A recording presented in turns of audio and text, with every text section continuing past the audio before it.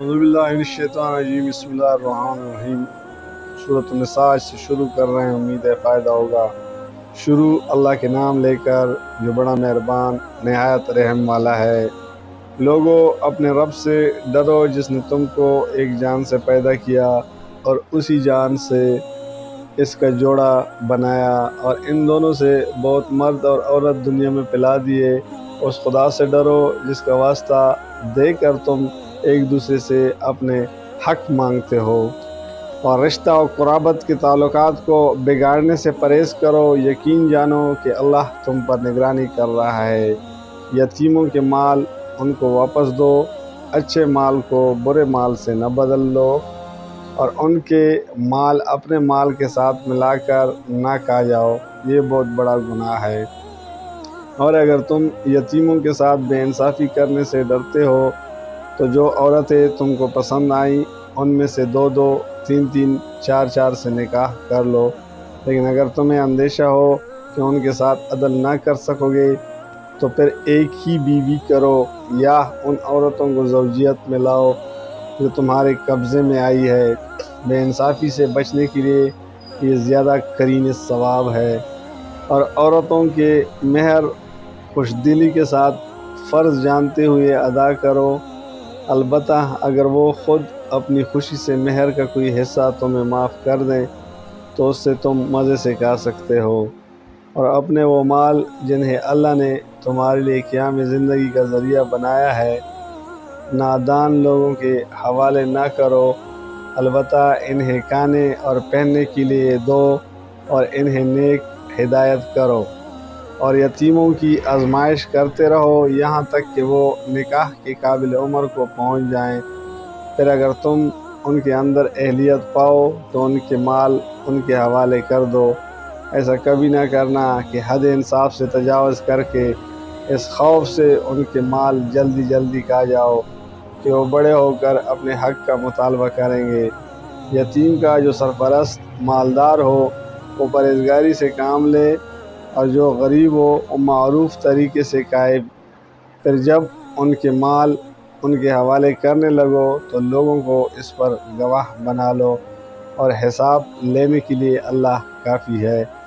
مردوں کے لیے اس مال میں حصہ ہے جو ماں باپ اور رشتہ داروں نے چھوڑا ہو، اور عورتوں کے لیے بھی اس مال میں حصہ ہے جو ماں باپ اور رشتہ داروں نے چھوڑا ہو، خواہ تھوڑا ہو یا بہت، اور یہ حصہ اللہ کی طرف سے مقرر ہے۔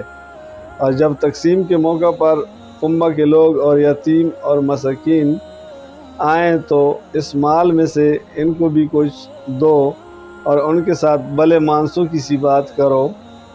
لوگوں کو اس بات کا خیال کر کے ڈرنا چاہیے کہ اگر وہ خود اپنے پیچھے بے بس اولاد چھوڑتے تو مرتے وقت انہیں اپنے بچوں کے حق میں کیسے کچھ اندیشے لاحق ہوتے۔ بس چاہیے کہ وہ خدا کا خوف کرے اور راستی کی بات کرے۔ جو لوگ ظلم کے ساتھ یتیموں کے مال کھاتے ہیں در حقیقت وہ اپنے پیٹ آگ سے بھرتے ہیں، اور ضرور جہنم کی بھڑکتی ہوئی آگ میں جھونکے جائیں گے۔ تمہاری اولاد کے بارے میں اللہ تمہیں ہدایت کرتا ہے کہ مرد کا حصہ دو عورتوں کے برابر ہے۔ اگر میت کی وارث دو سے زائد لڑکیاں ہوں تو انہیں ترکے کا 2/3 دیا جائے، اور اگر ایک ہی لڑکا وارث ہو تو آدھا ترکہ اس کا ہے۔ اگر میت صاحب اولاد ہو تو اس کے والدین میں سے ہر ایک کو ترکے کا 1/6 حصہ ملنا چاہیے، اور اگر وہ صاحب اولاد نہ ہو اور والدین ہی اس کے وارث ہوں تو ماں کو تیسرا حصہ دیا جائے، اور اگر میت کے بھائی بہن بھی ہوں تو ماں 1/6 حصے کی حقدار ہوگی۔ یہ سب حصے اس وقت نکالے جائیں جب کہ وصیت جو میت نے کی ہو پوری کر دی جائے، اور قرض جو اس پر ہو ادا کر دیا جائے۔ تم نہیں جانتے کہ تمہارے ماں باپ اور تمہارے اولاد میں سے کون بلحاظ نفع تم سے قریب تر ہے۔ یہ حصے اللہ نے مقرر کر دیے ہیں، اور اللہ یقیناً سب حقیقتوں سے واقف اور ساری مصلحتوں کا جاننے والا ہے۔ اور تمہاری بیویوں نے جو کچھ چھوڑا ہو اس کا آدھا حصہ تمہیں ملے گا، اور اگر وہ بے اولاد ہوں، ورنہ اولاد ہونے کی صورت میں ترکے کا 1/4 حصہ تمہارا ہے، جبکہ وصیت جو انہوں نے کی ہو پوری کر دی جائے، اور قرض جو انہوں نے چھوڑا ہو ادا کر دیا جائے، اور تمہارے ترکے میں سے 1/4 کا حقدار ہوں۔ اگر تم بے اولاد ہو، ورنہ صاحب اولاد ہونے کی صورت میں ان کا حصہ 8واں ہوگا، بعد اس کے کہ جو وصیت تم نے کی ہو وہ پوری کر دی جائے، اور جو قرض تم نے چھوڑا ہو وہ ادا کر دیا جائے۔ اور اگر وہ مرد یا عورت جس کا میراث تقسیم طلب ہے بے اولاد بھی ہو، اور اس کے ماں باپ بھی زندہ نہ ہو، مگر اس کا ایک بھائی یا ایک بہن موجود ہو، تو بھائی اور بہن ہر ایک کو 1/6 حصہ ملے گا، اور بھائی بہن ایک سے زائد ہوں تو کل ترکے کا 1/3 میں وہ سب شریک ہوں گے، جبکہ وصیت جو کی گئی ہو پوری کر دی جائے، اور قرض جو میت نے چھوڑا ہو ادا کر دیا جائے، بشرطے کہ وہ زر رساں نہ ہو۔ یہ حکم ہے اللہ کی طرف سے، اور اللہ دانا اور بینا اور نرم خو ہیں۔ یہ اللہ کی مقرر کی ہوئی حدیں ہیں، جو اللہ اور اس کے رسول کی اطاعت کرے گا اسے اللہ ایسے باغوں میں داخل کرے گا جن کے نیچے نہریں بہتی ہوگی، اور ان باغوں میں وہ ہمیشہ رہے گا، اور یہی بڑی کامیابی ہے۔